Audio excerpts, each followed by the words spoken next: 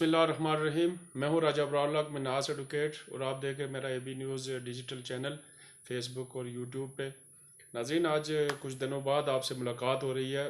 बस कुछ ज़ाती मसरूफियात और मुल्की हालात बाकी मामलात आप सबकी नज़र में हैं।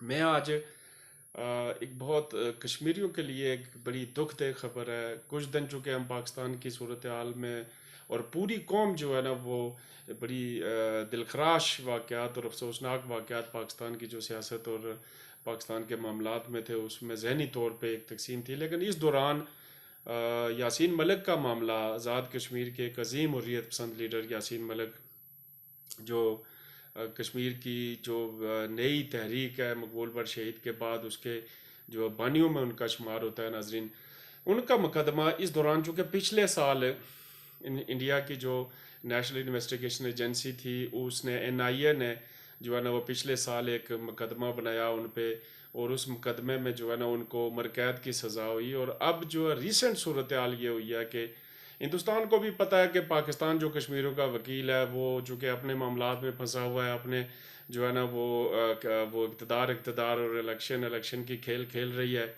यहाँ की हमारी फ़ौज, हमारी इस्टेब्लिशमेंट, हमारी हुकूमतें, हमारी सुप्रीम कोर्ट, हमारी अवाम सारी की सारी एक तरफ इन्वॉल्व है। इस मौके का फ़ायदा उठाते हुए नाजरीन NIA ने जो है ना एक नया अपील दायर किया, नया केस दायर किया हाई कोर्ट के अंदर, दिल्ली हाई कोर्ट में, और उसमें अपील किया कि यासीन मलिक को जो है ना वो सज़ाए मौत दी जाए।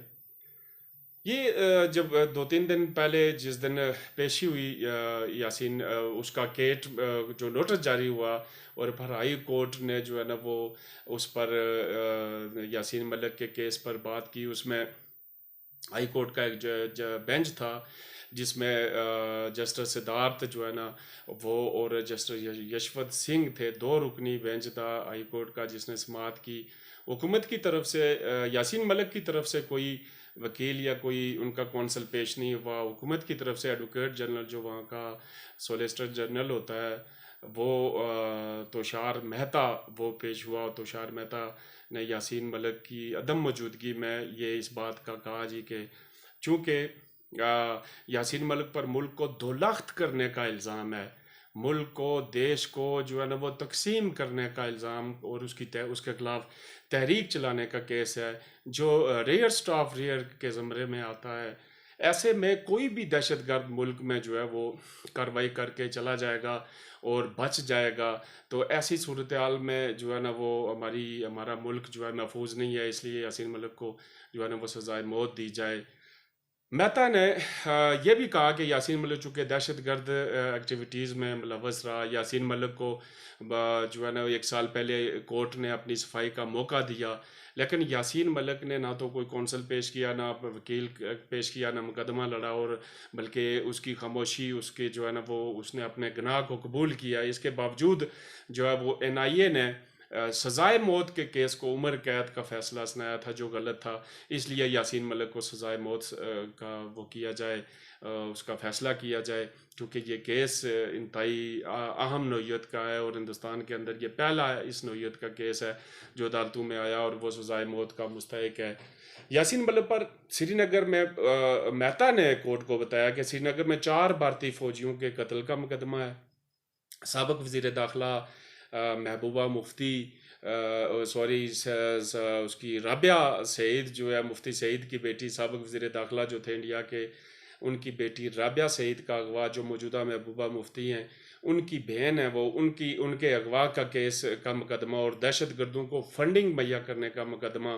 राबिया सईद के अगवा के बदले में जो दहशत गर्द वहाँ पे 5 लोग जो जिसमें वो तो दहशत गर्द कहते हैं लेकिन यासीन मलिक के करीबी साथी इशफाक मजीद वानी समेत 5 लोगों को रहा करवाया गया था कि उसके बाद 26/11 को जो मुंबई हमले हुए वो उस प्लान का हिस्सा थे और उस पूरी टीम ने ये दहशत गर्दाना हमले किए थे। इन दहशत गर्दों की हिमा पर किए गए थे। यासीन मलिक पर दफ़ा 121 के तहत मुकदमा दायर किया गया था, कायम किया गया था, जो देश के ख़िलाफ़ जो है ना वो बगावत का और जंग करने की दफ़ात उसमें है, जिसकी सज़ा मौत है। इसके अलावा भी 5 मुकदमात यासीन मलिक पर कायम हैं जिसमें 10-10 साल तक यासीन मलिक को सज़ा हो चुकी है और 10 लाख तक हाई कोर्ट ने उसको जो है ना वो जुर्माना भी किया है। और इसके अलावा एक और मेहता ने कहा जी कि एक हमला हुआ था 1990 में जिसमें 40 लोग जो है ना वो ज़ख्मी हो गए थे, वो केस भी यासीन मलिक पे है। और फिर पंडितों के कत्ल का मुकदमा भी यासीन मलिक पे डाल के, तो ये सारे मजमूई तौर पर इकट्ठा करके यासीन मलिक को एक बहुत बड़ा दहशत गर्द जो है ना वो साबित करके उस पर यह मुकदमा बनाया गया था। तो मेहता ने तुषार मेहता था, तुषार मेहता ने ये अपने दलाइल दिए कि जनाब इस पे जो है ना हम चाहते हैं कि कोर्ट जो है ना उसको सजाए मौत दे। इस पर कोर्ट ने पूछा कि इनके इल्ज़ामात कि निचली सतह की अदालतों के फैसले कहाँ पे हैं, चूँकि इस फाइल में तो कोई निचली सतह के जो आप जिक्र कर रहे हैं उसके कोई फैसले मौजूद नहीं है। तो तुषार मेहता ने जवाब दिया कि निचली सतह की तफसील जो है यूएपीए की दफ़ा 15 में दर्ज हैं, उसमें मौजूद हैं। कोर्ट ने कहा कि यासीन मलिक के खिलाफ प्रोटेक्शन वारंट जारी किया हुआ है, प्रोटेक्शन वारंट जारी किया हुआ है और 9 अगस्त को पेशी का हुक्म दिया है। तो 9 अगस्त को ही जो बात होगी वो आगे चलकर होगी। इस पर मेहता ने कहा कि जी अगर उसामा बिन लादेन को वो भी आज अगर भारतीय अदालतों में पेश होता तो क्या भारतीय अदालतें आज भी उसको प्रोटेक्शन वारंट जारी करते। हाँ, उसका मतलब ये था कि उसामा बिन लादेन, और कहा उसने मेहता ने यह कहा जी कि अमेरिका ने जो जो उसामा का जो मामला था, अमेरिका ने जो फैसला किया वो बिल्कुल दुरुस्त था और बिल्कुल इसी तरह जो है ना यासीन मलिक के साथ भी होना चाहिए। कहने का मतलब ये था कि उसको बगैर किसी ट्रायल के जो है ना वो सजाए मौत दे देनी चाहिए। और इस पर कोर्ट ने कहा कि यासीन मलिक का और उसामा बिन लादेन का मुआवजा नहीं किया जा सकता क्योंकि उसामा बिन लादेन दुनिया की किसी कोर्ट में भी वो शामिल नहीं हुआ और किसी कोर्ट में वो क्या नहीं है। और यासीन मलिक एक इंडियन शहरी है और इंडियन शहरी को इंडियन कानून के तहत ही किसी मुकदमे में जो भी सज़ा बनती है वो सज़ा दी जाएगी। इस पर कोर्ट जो है ना वो 9 अगस्त की तलबी का नोटिस जारी करके कोर्ट बर्खास्त हुई है। लेकिन अफसोसनाक बात यह, एक तो ये मैं गुजारिश ये करना चाहता हूँ कि ये जो एनआईए का केस है बुनियादी तौर पे ये पहला ही जो है वो बुनियादी इंसानी हकूक़ की खिलाफ वर्जियाँ हैं। हिंदुस्तान जो इंसानी हकूक़ का बहुत बड़ा अलमदार है, ये एनआईए खुद एक एजेंसी है, इन्वेस्टिगेशन एजेंसी है, खुद अदालत है, खुद फैसला करती है, खुद तफ्तीश करती है, खुद जो है ना सज़ा सुनाती है। एनआईए का ये काम नहीं था। एनआईए बुनियादी तौर पर 2008 में जो मुंबई हमले हुए उसमें ये कायम की गई और इसका जो नेशनल इन्वेस्टिगेशन एजेंसी थी, इसका पर्पस जो था, इसका मकसद ये था कि ये इंडिया के काउंटर टेररिस्ट टास्क फोर्स के तौर पे सामने आई थी।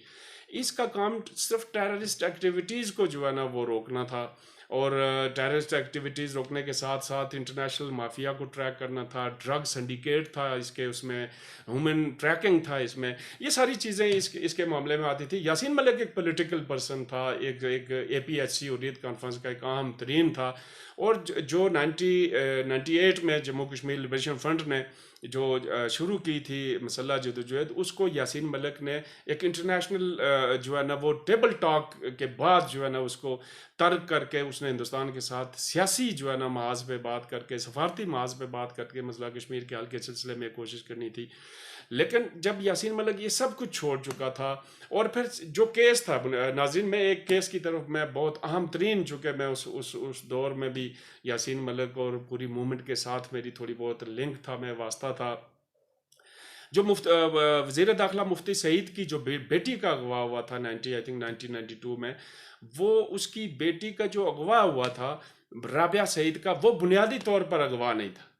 राबिया सईद उसी वक्त जब वो हुई अपना बाहर आई, सामने आई, तो राबिया सईद को छोड़ा गया। जब 5 जो है ना वो साथियों को की राही के बदले में राबिया सईद को छोड़ा गया, तो राबिया सईद ने मीडिया के सामने उस वक्त ये बात कही कि मुझे अगवा नहीं किया गया था, मैं खुद गई थी और मुझे तो उन्होंने अपनी बहन की तरह रखा हुआ था और मेरी खिदमत की है, मुझ पर कोई तशद्दुद नहीं हुआ, कोई जबर नहीं हुआ और मैं आगे कोई केस नहीं लेके जाना चाहती हूँ।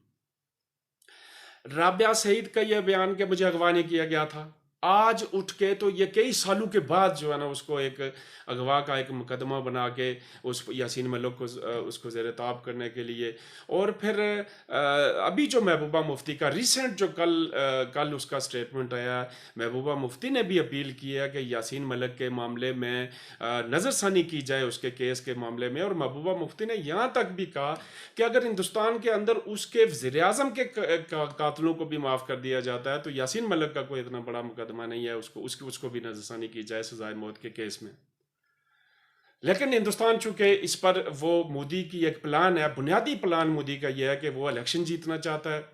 इलेक्शन जीतने के लिए चूंकि वहाँ पे जो वो इंतहाई मुतासब किस्म के जो हिंदू हैं इंडिया के अंदर, वो चूंकि इस मामले में एग्रेसिव हैं बहुत ज़्यादा, बगैर सोचे समझे जिस तरह उनके एक अकायद हैं वो मुसलमानों के ख़िलाफ़ हैं और बिलखसूस कश्मीर के तहरीक के बहुत ख़िलाफ़ हैं। वहाँ की जो हिंदू आबादी है उसकी जो अक्सरियत है वो ये तासर देना चाहता है उसकी शिवसेना को, उसके बाल ठाकरे के जो अवामी टाइप के लोगों को ये तासर देना चाहता है जी कि हमने यासीन मलिक को एक बहुत बड़े टेररिस्ट को फांसी दिया और इसकी बुनियाद पर मैं इलेक्शन जीत जाऊंगा।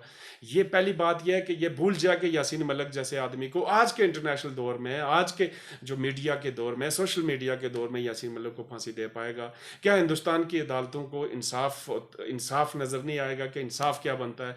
जिस पर जो है ना फॉरेन फंडिंग, वो जिस पर उस तंजीमों को जो है ना जादी तंजीमों को फंडिंग के मुकदमात कह रहे हैं जिस पर वो हैं, वो उसके कोई सबूत नहीं है। राबिया सईद खुद कह चुकी है कि मैं अगवा नहीं हुई हूँ, मुफ्ती सईद कह रही है कि वो मेरी बहन है, लेकिन इस पर नज़रसानी की जाए तो फिर उस मुकदमे को लेके आप जो है ना उसको सजाए मौत का मुतालबा NIA का करना बिल्कुल फहम से हटकर है। अल्लाह तबारक तआला दुआ करें। और असल प्रॉब्लम मैं कश्मीरी लोगों से, नौजवानों से ये कहना चाहता हूँ, असल मसला ये कहाँ पे फंसा हुआ यहाँ पे है कि हमने मकबूजा कश्मीर की तहरीक को धक्का दे के कश्मीर की तहरीक को आगे किया, लेकिन आज हम उससे पीछे हट गए हैं। आज़ाद कश्मीर के अंदर जो आप देख लें क्या क्या हो रहा है। वो 15वीं तरमीम, उस पर भी मैं इंशाल्लाह एक व्लॉग लाऊंगा। 15वीं तरमीम को लाने के लिए, वजारतें बढ़ाने के लिए लड़ाई झगड़े हो रहे हैं, लेकिन यासीन मलिक की बात करने के लिए कोई तैयार नहीं हुआ है। सरदार अतीक अहमद खान साहब जो कश्मीर की जो है वो बानी तंजीम कहती है तहरीक की और जो इलाके पाकिस्तान की, आज वो यासीन मलिक के मामले पर खामोश हैं। वो पाक फौज जिंदाबाद के मामले पे तो निकल आते हैं, हम भी पाक फौज जिंदाबाद वाले हैं, लेकिन इस वक्त ज़रूरत यह है कि आज़ाद कश्मीर की पार्लियामेंट के अंदर यासीन मलिक के हवाले से बात होनी चाहिए, कोई इंटरनेशनल डेलीगेशन जाना चाहिए। वज़ीर ख़ारजा जो बैठे हुए हैं पाकिस्तान के, वो बड़ी बड़ी बातें कर रहे हैं, वो आज तक नहीं बोले यासीन मलिक के इस मुकदमे के हवाले से। पाकिस्तान की पार्लियामेंट से आवाज़ जानी चाहिए, पाकिस्तान की जो मिलिट्री नेगोशिएशंस आर पार उनके जो कॉन्टैक्ट्स हैं उस तक बात जानी चाहिए, इंटरनेशनल लेवल पे जानी चाहिए। यूनाइटेड नेशन अगर इमरान खान पर होने वाली जारियत पर बोल सकती है तो यूनाइटेड नेशन यासीन मलिक के मामले पर क्यों नहीं बोल सकती? लेकिन ये उस वक्त तक नहीं बोलेंगे नाजरीन जब तक आज़ाद कश्मीर के नौजवान बाहर नहीं निकलेंगे, आज़ाद कश्मीर की कौम नहीं निकलेगी और डंडा हाथ में नहीं लेगी। ये नौजवानों का डंडा निकलेगा तो आज़ाद कश्मीर के ये लीडरों को तकलीफ पहुंचेगी, ये फिर जाके अपने वकीलों को पकड़ेंगे, फिर वो वकील अपने वकीलों को पकड़ेंगे, फिर वो पकड़ के कहीं पे कोई बात करेंगे तो शायद कोई बात बन जाए। आइए आज इत्तेहाद का मुजाहरा करके नौजवानों को मैं कहता हूँ मुतहद होकर यासीन मलिक अपने कौमी हीरो के पीछे खड़े हो जाएं।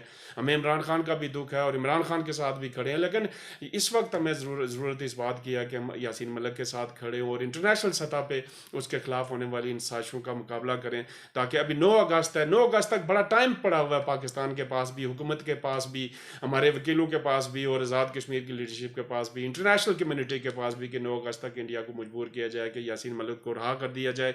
यासीन मलिक एक पीसफुल शहरी है, दुनिया के अंदर वो एक सफारती और सियासी सतह पर जो है ना टेबल पर कश्मीर के हल की बात कर रहा था और उसको उस बात से न रोका जाए और कश्मीर के हल की तरफ बढ़ा जाए। और मोदी के इन अज़ाइम को खाक में मिलाने के लिए हमें एक दूसरे के साथ मिल के कश्मीरी नौजवानों को आगे बढ़ना होगा ताकि यासीन मलिक के साथ हम खड़े हो सकें। हमारा चैनल ज़रूर सब्सक्राइब कीजिएगा, चूँकि हम आपको हमारे सारे व्लॉग तभी मिल सकेंगे कि आप हमारा चैनल सब्सक्राइब भी करें और फिर उसको बेल आइकन ऑल पे दबाएं, उसको लाइक भी करें, फेसबुक पे भी हमारी जो है ना उसको फॉलो करें। बहुत शुक्रिया।